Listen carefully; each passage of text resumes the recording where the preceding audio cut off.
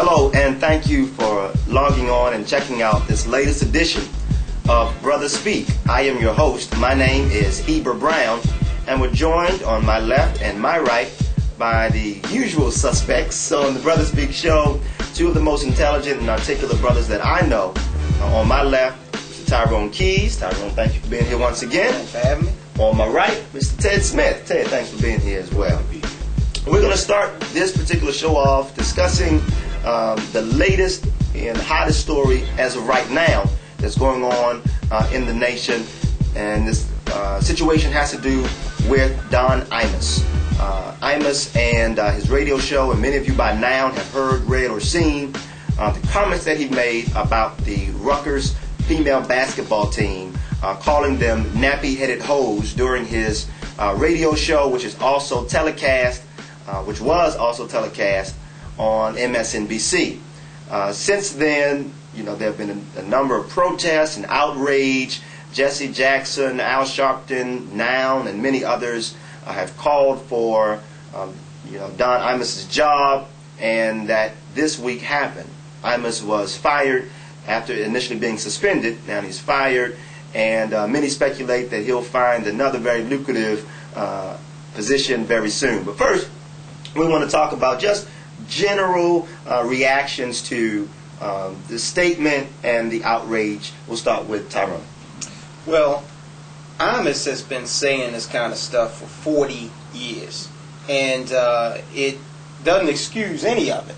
I, on occasion, listened to Imus when he had a guest on that I wanted to hear from, but these statements by him are nothing new. Him or Bernard McGurk, who was a guy that he was having the exchange with.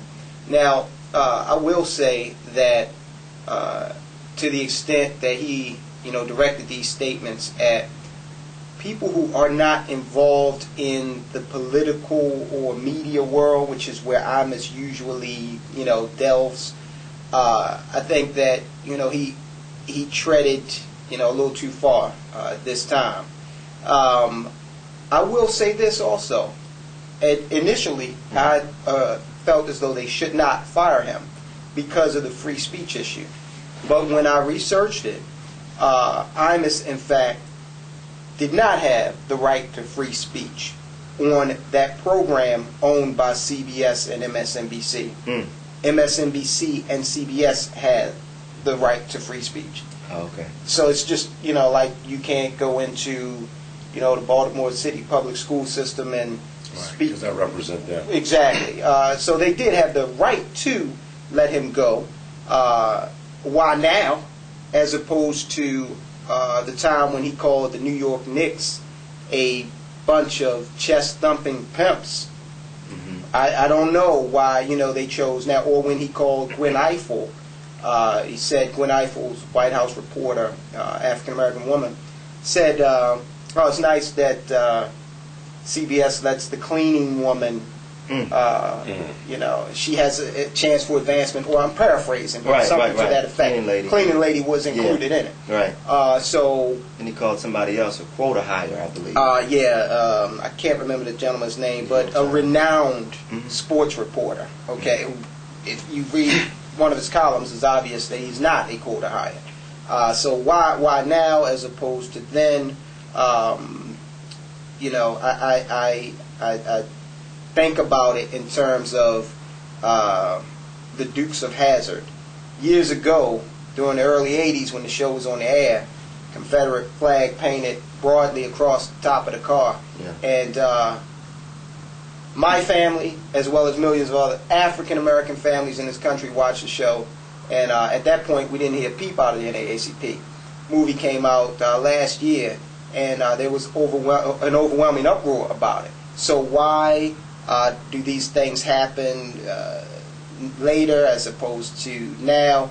Who knows? But I think Imus was pushing the envelope wrong on directing the comments toward the basketball team. Ted, why do you think that it was this situation that ultimately did Imus in as opposed to the others that Tyrone referenced?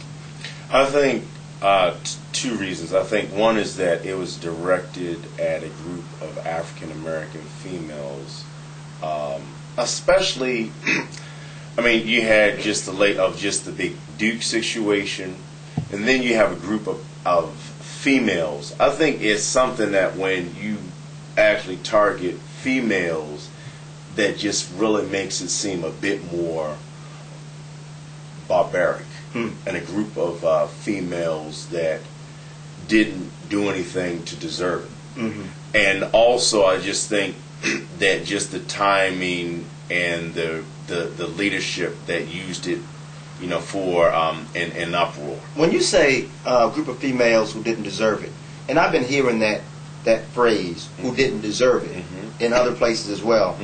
What does that mean? Because the statement was, nappy-headed hoes. Who would deserve that? No. Let me say this. Okay. There are females that respect themselves, and there are females that do not respect themselves. And what I'm saying is that from what the general public saw, we didn't see any actions that show that they do not respect themselves. There are females that do not respect themselves. Okay, so for those females, then, I'm not saying that they. I'm not going to say that. Oh, you're saying that the argument could be made, right? If right. I don't want to go there, but I'm just saying. But when you do not respect yourself, I mean, come on, you have common sense here. I mean, anybody that does not respect themselves, then you have a higher probability of getting a certain type of treatment versus somebody that respects themselves. Right, and a certain type of label. There is a difference between being a woman and being a lady. Okay, and he's right. These ladies or these individuals, they didn't indicate just by watching a basketball game that they were anything less than ladies. So I think what a lot of people are upset about is the fact that Imus attacked a group that A, didn't have a platform to attack back, and B, was just totally undeserving of it to begin with. Now, I mentioned the statement about Gwen Eiffel and the New York Knicks. They have platforms, and they can address this in ways that we might not be able to, or the Rutgers team might not be able to. So it's totally something directed at individuals who were not capable and did not have a platform of saying, hey, well, this is how I feel about you, Imus.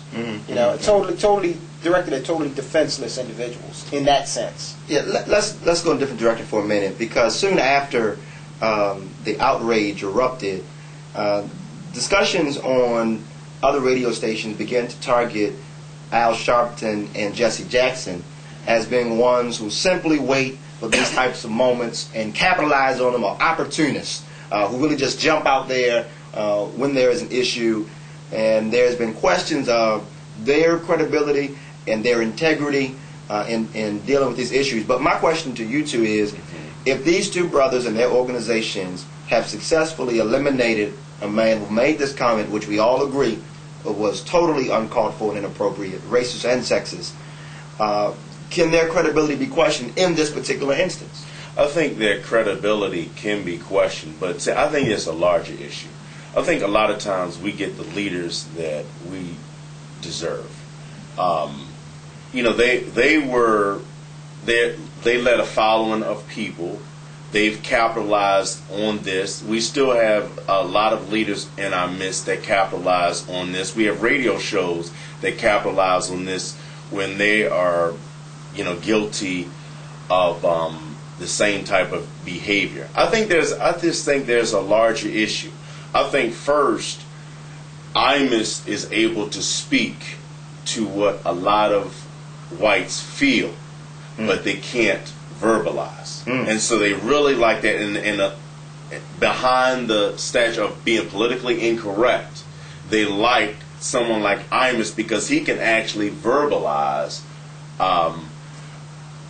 what they feel. And I think for many of us, we do not see how the rest of America sees us. And we don't carry ourselves, too often we don't respect ourselves. Tyrone, Jesse, and Al got results. The man is off the air today. Oh, what kind of results did they really get? He's off the air today, but he'll probably be back on the air with a larger contract tomorrow. Howard Stern. Now, this is before Howard Stern went on to satellite radio. I have heard Howard Stern use the word nigger twice in one broadcast, okay, on the public airways. And amazingly, you never heard Al Sharpton or Jesse Jackson say anything about that. And that totally baffles Howard Stern went way further than Imus ever thought about going. He went much further. And, you know, Jesse and Al, I think that proves that they are opportunists. They do not represent Black America as a whole. Wow. Sure they have their constituencies, just like David Duke has a constituency. But they don't represent Black America as a whole. I think they do represent Black America. I don't think they represent me.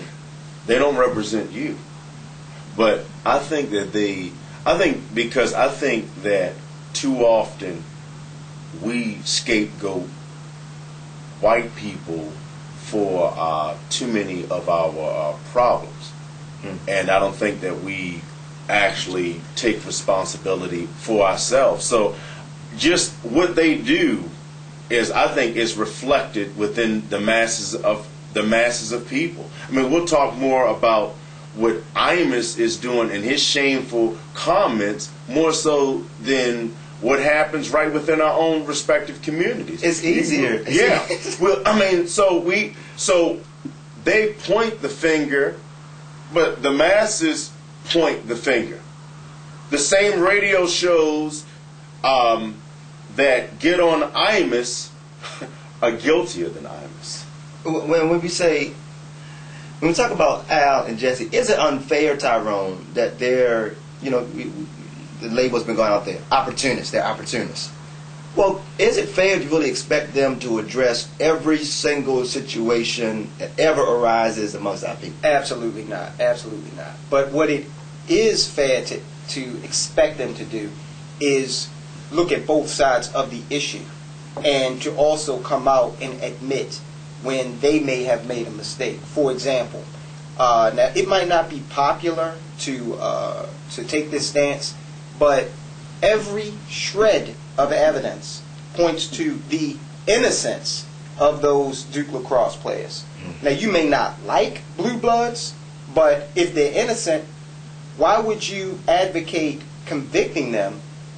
They've got, they got a $3 million legal bill, which doesn't seem to be, I've not read yet where it's a problem for them to pay it. So if guys like this cannot get a fair shake, what do you think the average black man in America is going to be able to expect from the criminal justice system? But Jesse and Al, they won't.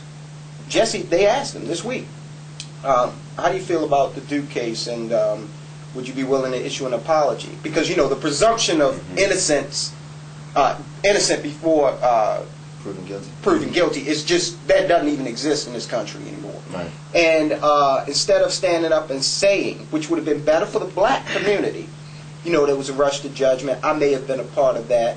I'm glad to see that true justice prevailed. And then coming down on Nifong, because Nifong is one of many, many prosecutors throughout this country, most of the time, most of whom are targeting black people for crimes that they did not commit. Instead of Jesse coming out and taking a stance like that, that would have actually shed light and eventually benefited the black community, it's all about him.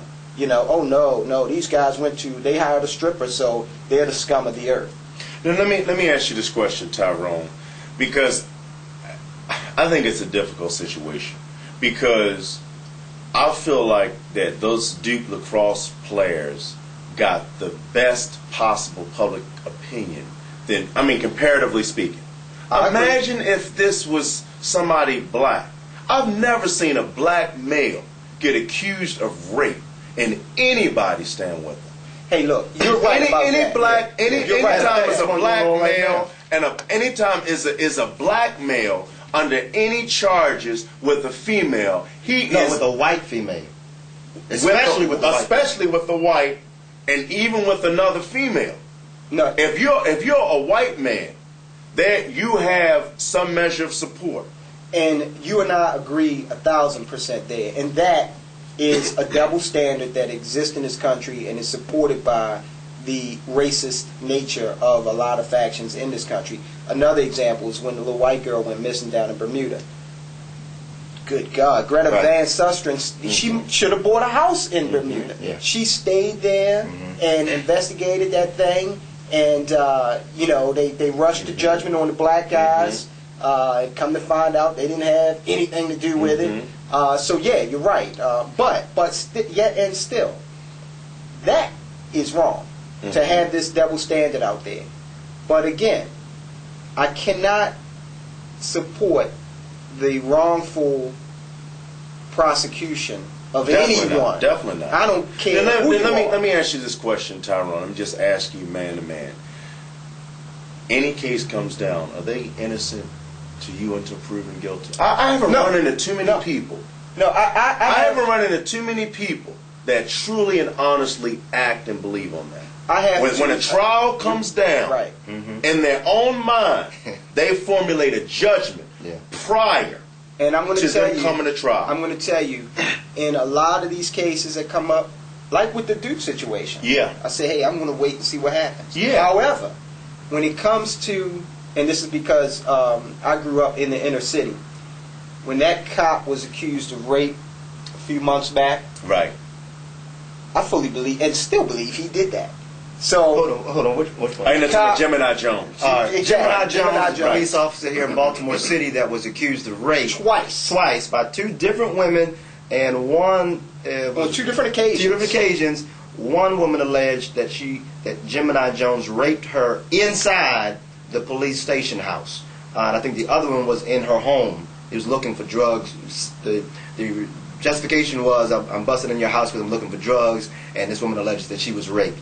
And on that case, I fully believed, just reading the first story on it, that Gemini Jones was guilty. Wow. And I'm putting that out there. So no, my objectivity when it comes to issues involving police and wrongdoing, I'm not a police are wrong. Right. And that is because, again, and I think we all do this, we bring in whatever our background is to the situation. Right, because I think a big problem is that I personally believe that when you have trials or anything of that nature, then the media should be kept as far out of it. I agree with that. That way, the persons can actually receive a fair trial independent of color. Because we all too often make judgments prior to hearing facts. Because these trials turn into nothing but sheer entertainment. Exactly. When you put them on television, OJ, I mean, and lately we've had the legal system involved with this whole Anna Nicole thing. Exactly. And I'm watching major news organizations, CNN, Fox, and I know, because I read the paper every day, that there are more interesting and situations in the world that affect my life more than some former white stripper who married well and this kid who nobody knows who the father is. And they're reporting this as if aliens have landed on the White House lawn. Yeah. So true. And even with this Don Imus situation, as that took the headlines of every major media outlet, other things were going on below the surface. That's far too often we get distracted by these types of issues and don't focus on more important things. And this week as well, the president extended the tour duty of soldiers in Iraq. They'll stay there longer now. And so that goes away, and that's flushed under the radar because we're talking about Don Imus calling students nappy-headed hoes. What is more important? Not to say that Don Imus situation deserves some attention, but when you're talking about soldiers getting extended tours of duty, and in Maryland, 1,300 soldiers preparing to go to Iraq now. It's the largest call-up of troops from Maryland, I think, since World War II, and that gets nothing, no discussion at all. Then we really like Tyrone said, we have to broaden where we get our news and keep your eye on the ball, people, because so many things coming. I mean, that Adam Nicole Smith situation made me sick, especially with the judge who was reported he was trying to get a show on TV. Again, because the media was in the courtroom, he played to the He camera. played to that camera, Right. coughing up, tears and his whole acting thing. Right. It was disgusting. We got to wrap up for this particular show, but one last question for Mr. Ted Smith. Will you publicly apologize for blasting the Duke lacrosse players? Will you do that for the camera, please? Because when we covered the story before, the Blue Bloods were the White Devils, and wanted to know if you felt compelled to give any type of apology. Don't be like Jesse. Only thing I will say that I'm always glad that when justice is served, even if it involves the Blue Bloods. So I wish the best towards those Duke lacrosse players. I just always want justice to be served. So if it serves and it helps them, then God bless it. That's why I hang around this man right here. He does what Al Sharpton and Jesse Jackson won't do. Thank you, Ted. I wanted to put you on the camera. Thank you so much for watching this show, this edition of BrothaSpeak. We really appreciate you. Please tell your friends, family, loved ones, even your enemies about this show. No, you're not going to get thrills and entertainment, but information that will, well, maybe a little bit of entertainment too, but information that will impact your daily life. Tyrone, Ted, Eva Brown, please come back. Next week, we're going to discuss an issue connected to this Imus situation, but we're going to hold the mirror up. And we're going to see if we can take what we see in the mirror, can we really be honest about what we see and do something about what we see in our own community. Thank you. See you next week.